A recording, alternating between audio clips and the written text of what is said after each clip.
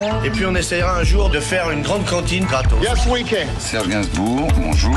Il n'y a eu qu'un vainqueur, c'est l'espoir. Europe 1. Et à 7h23 sur Europe 1, c'est l'heure du jour où. Le 3 avril 2007, le TGV pulvérise le record du monde de vitesse sur rail lors d'Autriche.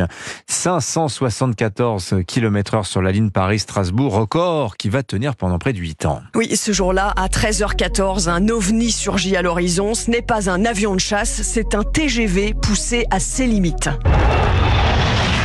Et le porte-parole de la SNCF commente en direct sur Europe 1 le compteur qui monte. 513, voilà, 515. Moi, je viens de voir 574,3. Bravo. Voilà, bravo à tous. 574 km/h. Quelques millions de personnes suivent l'événement à distance à travers le monde et aux abords de la voie ferrée, sur des ponts. Certains en tremblent encore. C'est tout le sol qui a bougé au passage du train. Ça, c'est très très impressionnant parce qu'il y a une grosse masse qui s'enfonce sur le pont et le pont il vibre.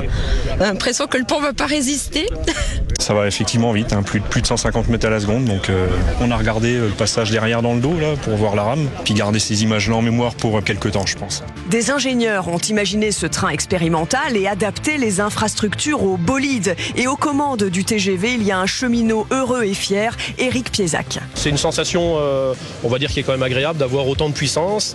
C'est 2,5 fois la puissance d'un TGV Pulplex, donc c'est quelque chose d'exceptionnel. Alors cette vitesse, ce n'est pas pour des trajets de tous les jours. Les caténaires, ces fils haute tension tendus au-dessus des rails et d'où le train tire son énergie, ces caténaires perdraient le contact avec un train qui roule à 500 km/h. Et c'est pourquoi la vitesse commerciale est limitée à 350 km/h en moyenne. Mais ce record est important pour l'image de la France. Analyse sur Europe 1 Mireille Faugère, la directrice voyageurs France-Europe de la SNCF en 2007. Quand on est capable de proposer à des clients d'avoir plus de 200 ou 250 km/h de plus que leur vitesse commerciale, on voit la sécurité qu'on leur propose. La France et la société Alstom ont ensuite réussi à exporter leur TGV en dehors de l'Europe, en Corée du Sud, au Maroc, et ont aussi livré en 2016 aux États-Unis une trentaine de rames de TGV. Merci Laure d'Autriche. Il est l'heure de jouer avec Europe 1 et le jour où.